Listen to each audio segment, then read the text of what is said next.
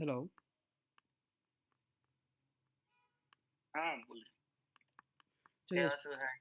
चलिए स्टार्ट करते हैं। हेलो। 10 मिनट लेट हूँ मैं थोड़ा सा।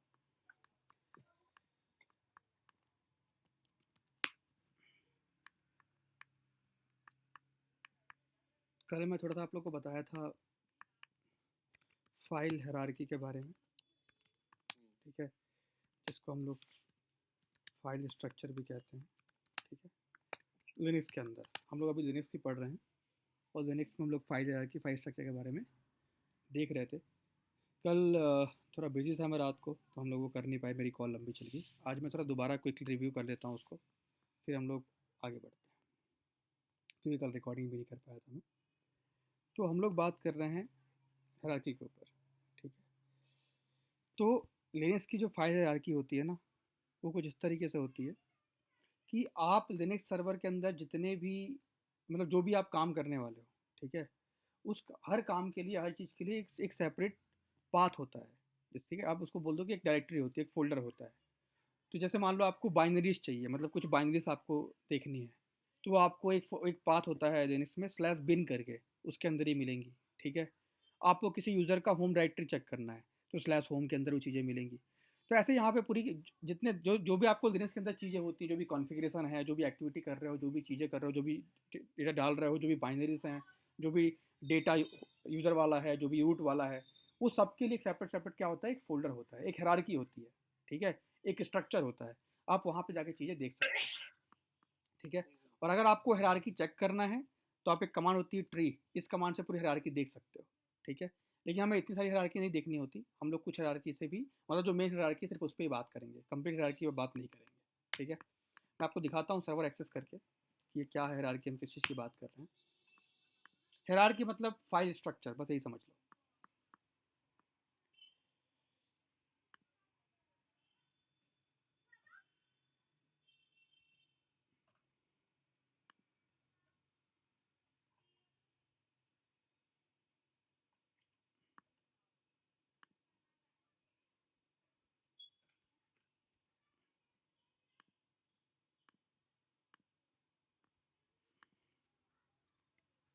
santoscloud33@gmail.com।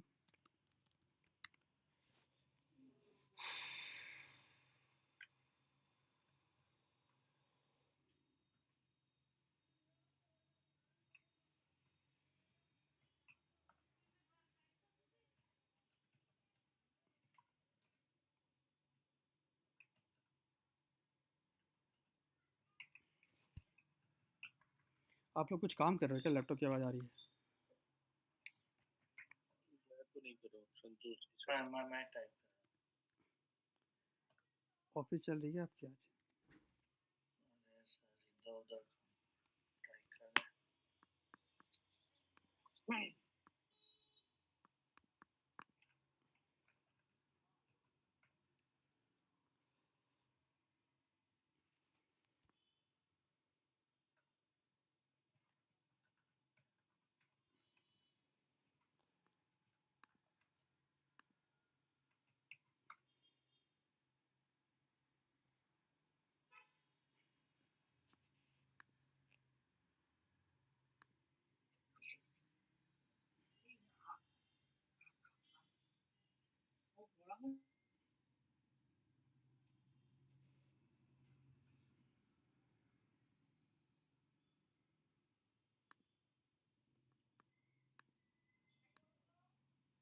चलिए, मशीन स्टार्ट कर दिया मैंने, कनेक्ट कर लेते हैं।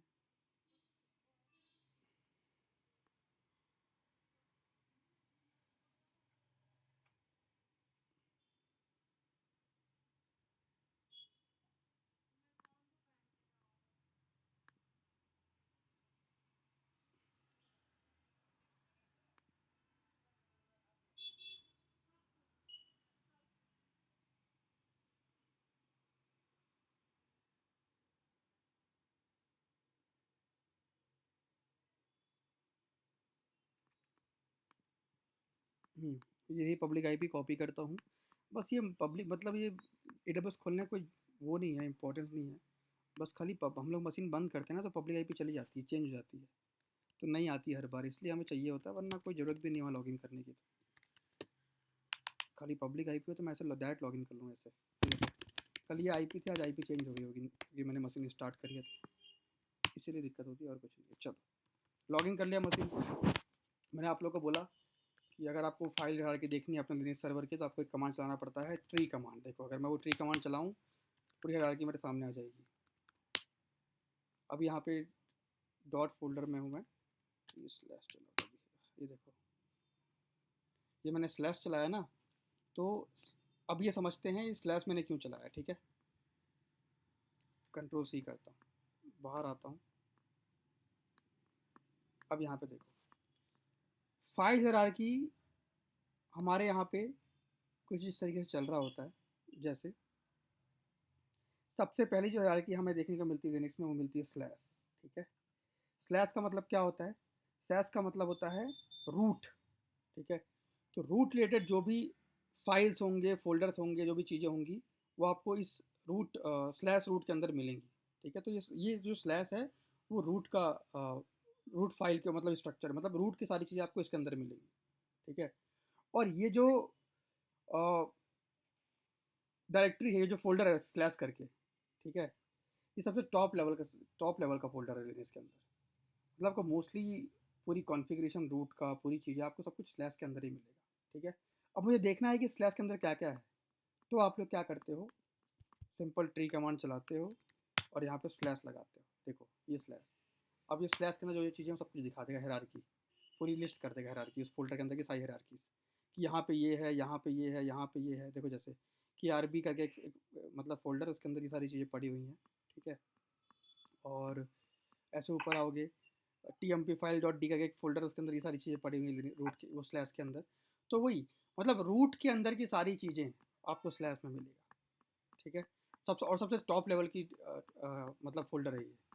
ठीक है, तो फर्स्ट फोल्डर क्या है फाइल हायरार्की में, सबसे पहला फोल्डर क्या आता है? स्लैश मतलब रूट वाली सारी चीज़ें आपको इस स्लैश फोल्डर के अंदर मिलेंगी। ठीक है, सेकंड है स्लैश बिन, ये भी फाइल की एक हायरार्की है। ठीक है, स्लैश बिन ये क्या करता है? जितने भी सिस्टम की बाइनरीज है वो आपको स्लैश बिन के अंदर मिलेगा। जितनी भी बाइनरीज आपके सिस्टम के अंदर, जितने पैकेजेस हैं, जितनी चीज़ें हैं, सब चीज़ों की बाइनरीज आपको स्लैश बिन के अंदर मिलेगा। वो भी आपको देखना है तो कैसे चलाओगे? ट्री,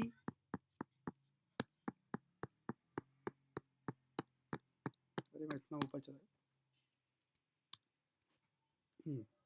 ट्री स्लैश बिन चलाओ। देखो ये आपको बिन के अंदर सारी चीज़ें मिलेगी।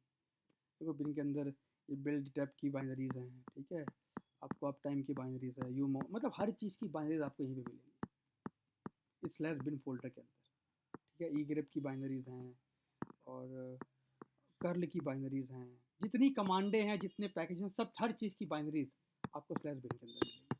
तो सेकंड क्या है? स्लैश बिन, ये भी एक हायरार्की का पार्ट है, फाइल हायरार्की का।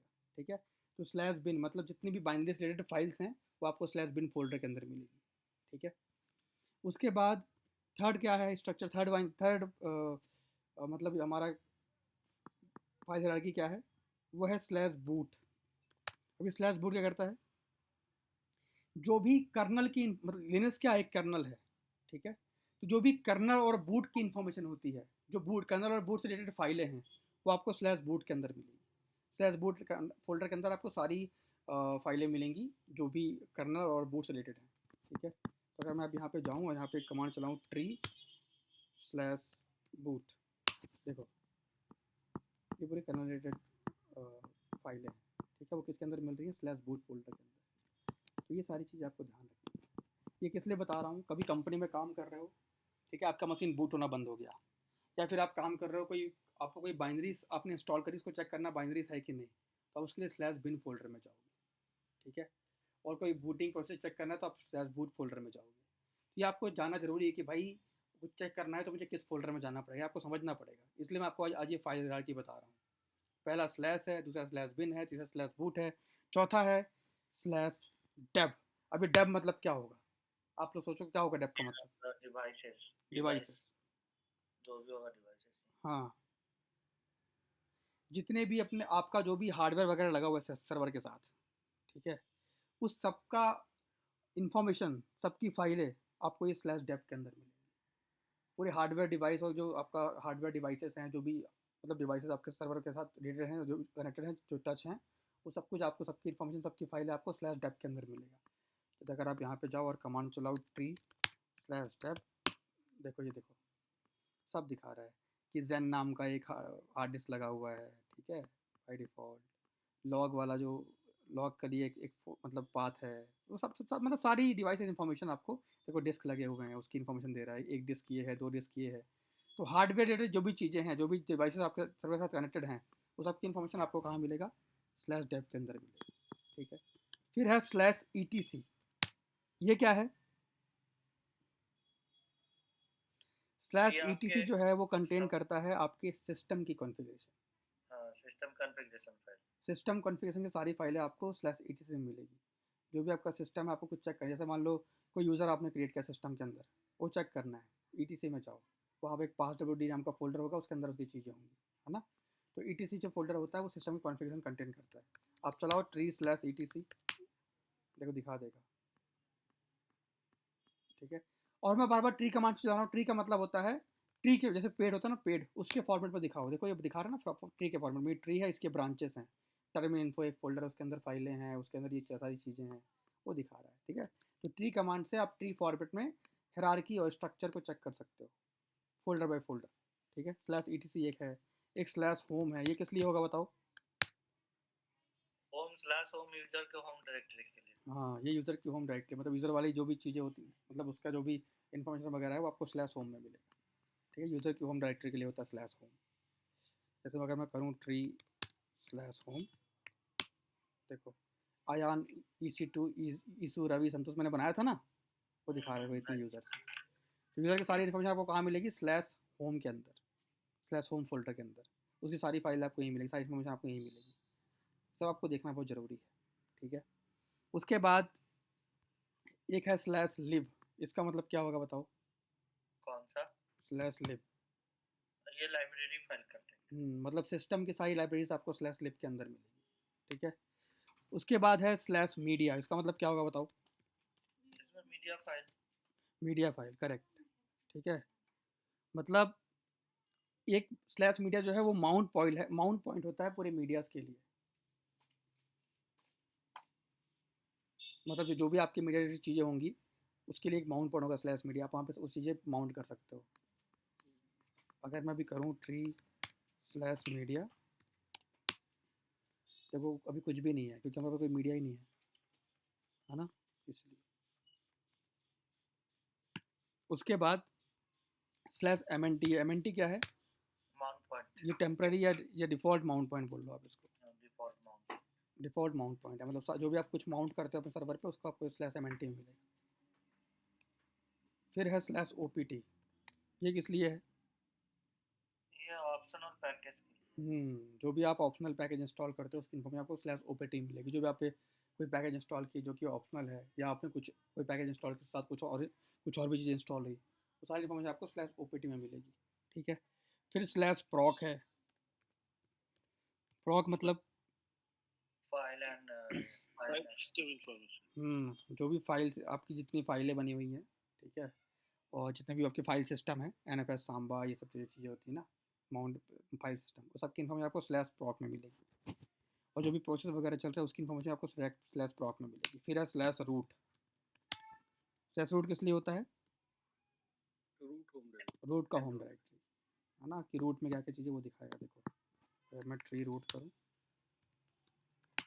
देखो कुछ नहीं है अभी रूट में, खाली पड़ा है रूट, और सच में है भी नहीं। अगर मैं देखो सर्वर पे जाऊँ ना, यहाँ पे LS करूँ, कुछ भी नहीं है, रूट खाली पड़ा हुआ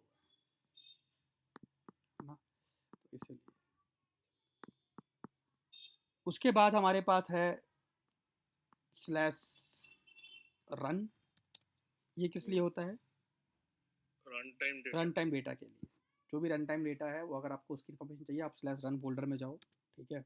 उसके बाद स्लैश SRV करके है, ठीक है, एक डायरेक्टरी होती है SRV करके, ठीक है। मतलब सर्विस का जो भी डेटा है आपको देखना, सर्विस स्पेसिफिक डेटा, वो आपको स्लैश SRV फोल्डर में मिलेगा। सर्विस स्पेसिफिक डेटा देखने के लिए आपको स्लैश SRV में जाना पड़ेगा। सर्विस मतलब जैसे मैंने Nginx से सर्विस इंस्टॉल करी हुई है, उसका मुझे चीज़ें देखनी है, उसकी सर्विस डेटा देखना है मुझे, तो मैं जाके SRV में चेक करूँगा, ठीक है। उसके बाद /sys है एक फ़ोल्डर, उसका मतलब क्या होता है, सिस्टम की सारी इन्फॉर्मेशन आपको इस फ़ोल्डर में मिलेगी, सारी सिस्टम की कंप्लीट इन्फॉर्मेशन, ठीक है। ये एक ना एक तरह का वर्चुअल फाइल सिस्टम होता है जो आपको सारी सिस्टम की इन्फॉर्मेशन देता है /sys। अगर मैं यहाँ पे अभी रन करूँ tree/sys, देखो ये पूरे सर्वर की सिस्टम की इन्फॉर्मेशन दे रहा है, पूरे सिस्टम की कंप्लीट इन्फॉर्मेशन। देखो दिखा रहा है कि 8,443 डायरेक्टरी हैं और 39,587 फाइल्स हैं इस पूरे /sys के अंदर। मतलब इतने सिस्टम की पूरी कंप्लीट इन्फॉर्मेशन इसके अंदर मिल जाएगी आपको, ठीक है। तो यहाँ पे आके आप चेक कर सकते हो।